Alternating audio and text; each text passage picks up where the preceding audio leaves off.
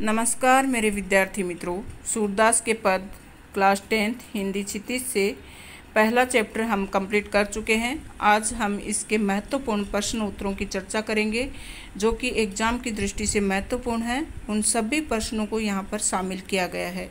इसके लिए वीडियो को अंत तक देखें। अच्छा लगे तो लाइक करें, शेयर करें, क्योंकि सभी विद्यार्थियों को अभी ऑनलाइन स्टडी की आवश्यकता है। सभी तक ये वीडियो पहुंच जाना चाहिए, इसलिए आपसे विनती है कि ये वीडियो अधिक से अधिक शेयर करें। चलिए, सभी सूरदास के पदों से महत्वपूर्ण जितने भी प्रश्न बनते हैं उनका विश्लेषण इस वीडियो के माध्यम से करने वाले हैं। ध्यानपूर्वक सुने। पहला प्रश्न है, गोपियों द्वारा उद्धव को भाग्यवान कहने में क्या व्यंग्य निहित है? मतलब गोपियाँ उद्धव को भाग्यवान क्यों कह रही हैं? तो उत्तर है, गोपियों द्वारा उद्धव को भाग्यवान कहने में वक्रोक्ति है। वे एक तरह से कटाक्ष कर रही हैं। वे दिखने में प्रशंसा कर रही हैं, किंतु वास्तव में कहना चाह रही हैं कि तुम बड़े अभाग्य हो कि प्रेम का अनुभव नहीं कर सके, न किसी के हो सके, न किसी को अपना बना सके।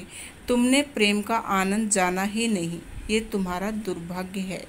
मतलब एक तरह से वो भाग्यवान कहती तो हैं, लेकिन उनका कहने का अर्थ ये नहीं कि वो भाग्यशाली है, जबकि वो बहुत ही अभागा है कि कृष्ण के साथ रहकर भी वह कृष्ण के प्रेम में अभी तक रंगा नहीं है, कृष्ण के प्रेम का अनुभव उसको मिला नहीं है।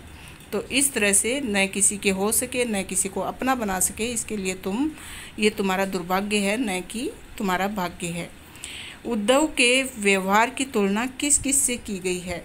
प्रश्न दूसरा, कि उद्धव को किसके समान बताया गया है? तो इसका उत्तर इस प्रकार है, उद्धव के व्यवहार की तुलना दो वस्तुओं से की गई है। एक तो कमल के पत्ते से और दूसरा तेल में डूबी हुई गागरी के समान, एक तेल में डूबी मटकी के समान। तो कमल के पत्ते से, जो कि पानी में रहकर भी गीला नहीं होता, तुम तो उस कमल के पत्ते के समान हो। और दूसरा कहा कि तेल में डूबी गागरी, जो कि तेल के कारण पानी से गीली नहीं होती। मतलब तुम कृष्ण के प्रेम में रंग कर भी उससे अछूते हो, तो ये तेल में डूबी गागरी के समान है। प्रश्न नंबर 3 है,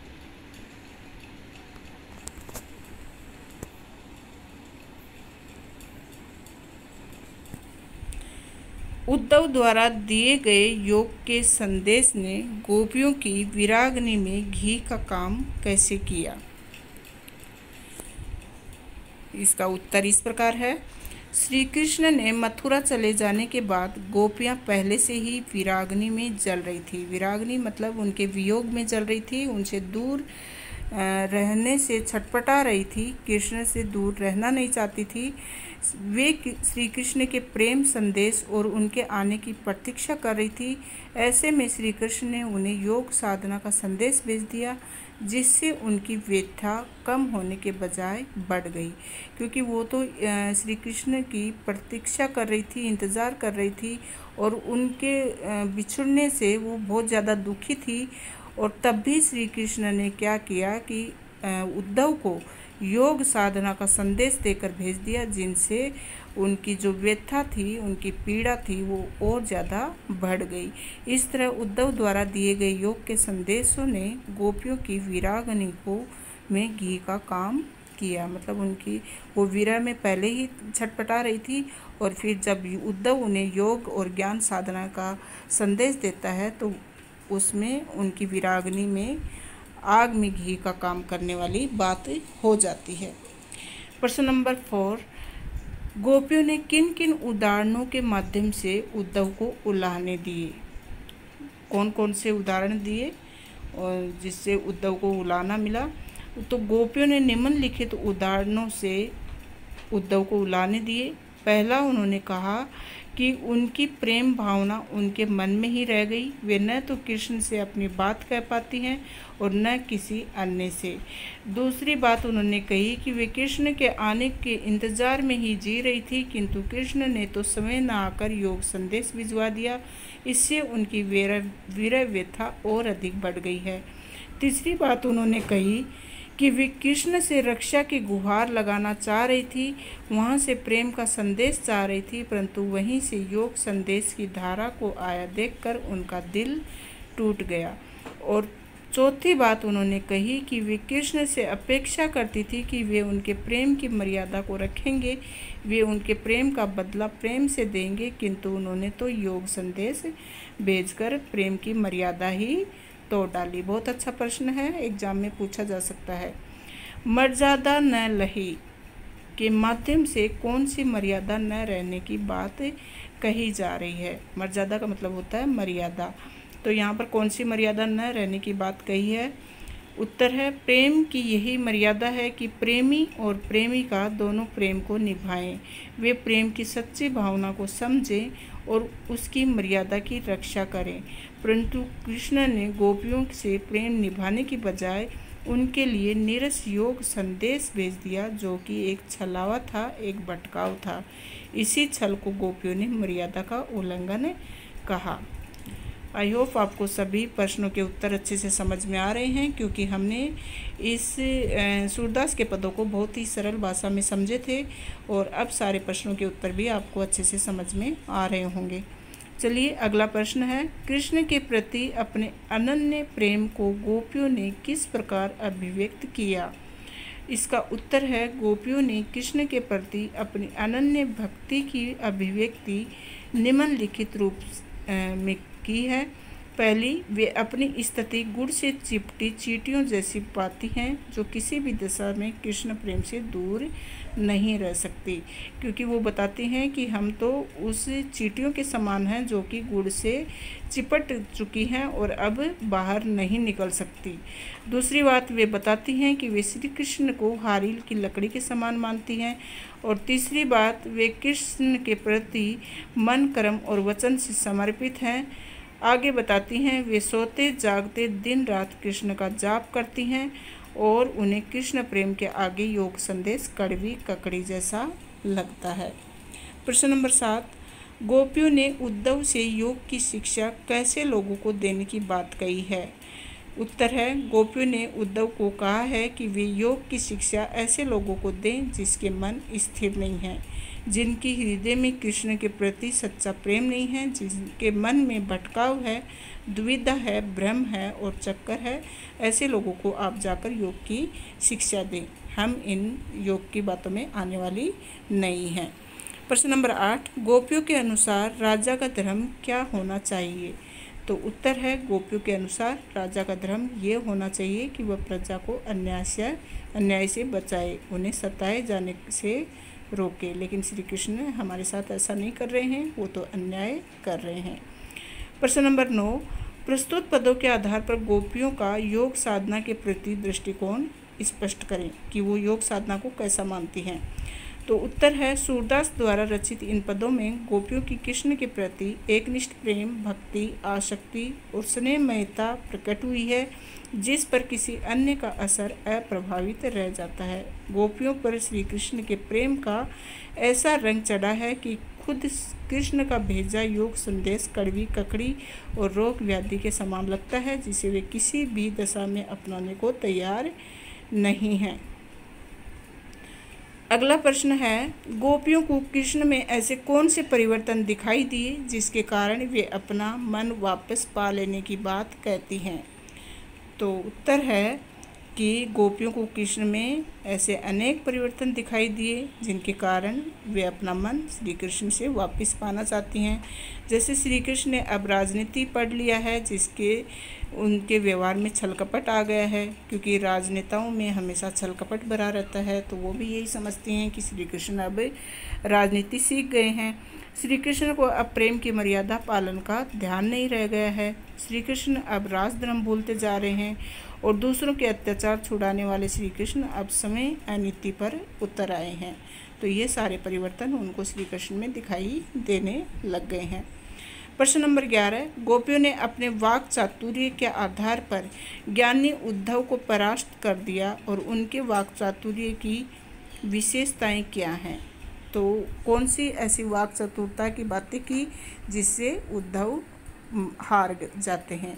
गोपियाँ वाक चतुर हैं, वे बात बनाने में किसी और को भी पछाड़ देती हैं, यहाँ तक कि ज्ञानी उद्धव उनके सामने एकदम गूंगे होकर खड़े रह जाते हैं। कारण ये कि गोपियों के हृदय में कृष्ण प्रेम का सच्चा ज्वार है। यही उमड़ाव, यही जबरदस्त आवेग उद्धव की बोलती बंद कर देता है। सच्चे प्रेम में इतनी शक्ति है कि वे बड़े से बड़ा ज्ञानी भी उसके सामने घुटने टेक देता है। प्रश्न नंबर 12, संकलित पदों को ध्यान में रखते हुए सूर के भ्रमर गीत की मुख्य विशेषताएं बताइए। तो कौन कौन सी विशेषताएं हैं? सूरदास के भ्रमर गीत में वीरय व्यथा का मार्मिक वर्णन है। इस गीत में सगुण ब्रह्म की सराहना है। इसमें गोपियों के माध्यम से उपालम, वाक्पटुता, व्यंग्यात्मकता का भाव है। गोपियों का कृष्ण के प्रति एकनिष्ठ प्रेम का प्रदर्शन है। उद्धव के ज्ञान पर गोपियों के वाक चातुर्य और प्रेम की विजय का चित्रण है। पदों में गेयता और संगीतात्मकता का गुण है। प्रश्न नंबर 13, गोपियों ने उद्धव को बड़भागी क्यों कहा? बहुत ही अच्छा प्रश्न है।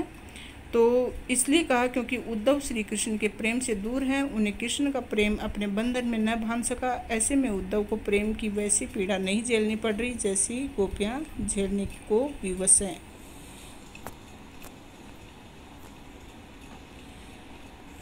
प्रश्न नंबर 14, गुर चीटी जो पागी कहने से गोपियों की किस मनोदशा की अभिव्यक्ति होती है?